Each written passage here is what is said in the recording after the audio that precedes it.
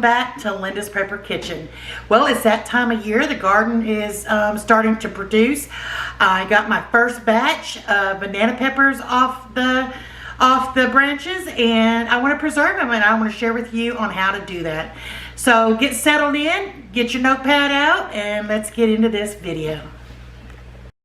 So the first thing I want to show you is I have my jar. I only have enough to do about a pint, but I didn't want to let those go to waste. So I've got my pint jar in the water sterilizing. I'm going to boil these for about 10 minutes to make sure they're nice, good, and clean. All right, so the first thing you want to do, of course, you want to wash your peppers off and pat them dry. Get them all nice and clean. Then we're going to take the seeds out of them. The best, easiest way to do that is by just cutting off the tip of the pepper. As you can see, the seeds are all nestled right there. Get you a small knife, just go around the edges of it. And the pepper, and then the seeds should just come right out.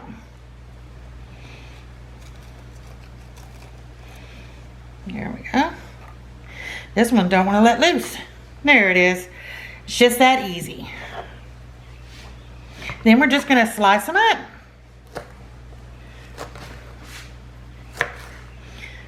Into rings. So I'm going to go ahead and get all my peppers sliced up while you're doing yours. Then we'll move on to the next step. Alright guys, now that we've got our peppers cut up, I'm going to skip on over here real quick, just get this processing. Then we'll get back to the pepper rings. We're going to go ahead and get our brine started. Now this recipe calls for 3 cups of vinegar, 2 cups of water, 4 tablespoons of salt, 2 tablespoons of sugar. But I'm only doing 1 jar today, so I'm going to cut this recipe in half. And I'm going to be doing 1.5 cups of vinegar, 1 cup of water,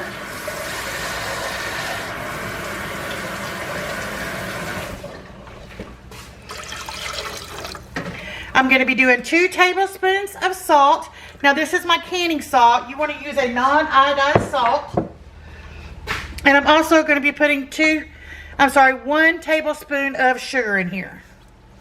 So like I said, if you were doing a regular batch, you would need 3 cups of vinegar, 2 cups of water, 4 tablespoons of salt, and 2 tablespoons of sugar. So I'm going to get this warmed up just to a boil, so that the sugar and the salt and everything melts, and then we'll come back to it. All right, y'all, my brine has come up just to a boil, so I've now shut it off. I do have my canning pot. This is my water bath canner. I've got it filled up to the height that it will totally cover my jar. So I'm getting that ready to go. So let's go back over here and take a look at the peppers and see what the next step is. Okay, as you can see, I got all of my banana peppers diced up. You know, it's almost impossible to keep from getting seeds inside. You just do the best you can.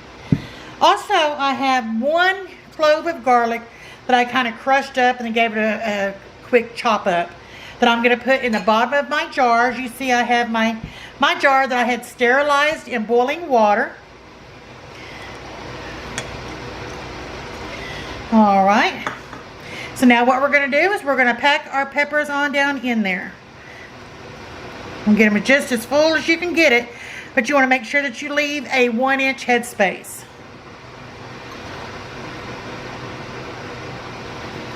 Let's pack them in there.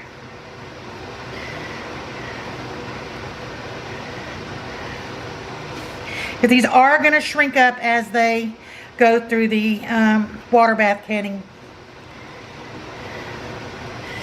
Push them on down in there. It is so easy to do these peppers, y'all, and they are so good. All right. Am I gonna get them all in here? Maybe. Sure gonna try. I don't know. Hold on. Sorry about that. My little puppies wanted to bark, so sorry about that. So as you see, we have our banana peppers all packed in there nice and tight. I did take a few of them back out because I just think it's too full. All right, so now what we're going to do is we're going to pour our brine over into our jar.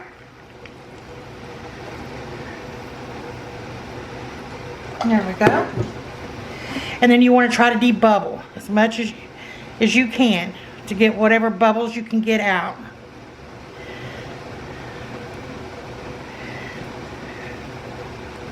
You can see a few of them little bubbles popping out there.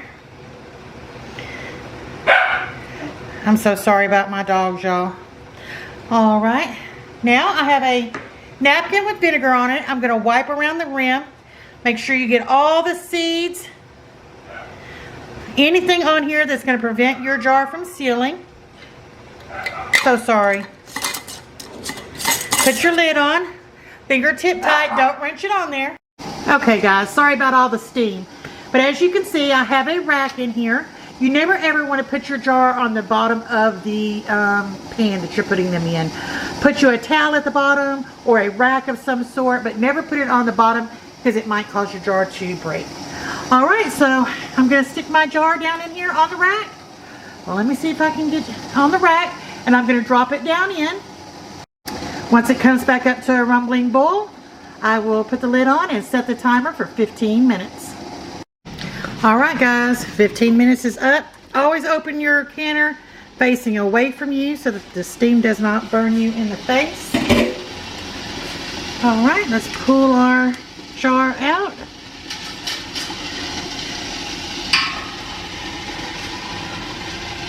Sorry about the fog once again. Let's see if it'll clear up for us. Alright y'all, there it is. Now if y'all skipped the sterilization of your jar, these will let you need to put this into the refrigerator. I'm going to leave this overnight to let it sit into place and to seal. But after the sealing process, if you skip the step for sterilizing your jar, you need to put it in the refrigerator and it could last you up to 3 months. But if you used a sterilized jar, this could last you up to 2 years on your pantry shelf. Those look delicious. I'm so excited. Canning season is here, y'all. All right, y'all. Have a wonderful day.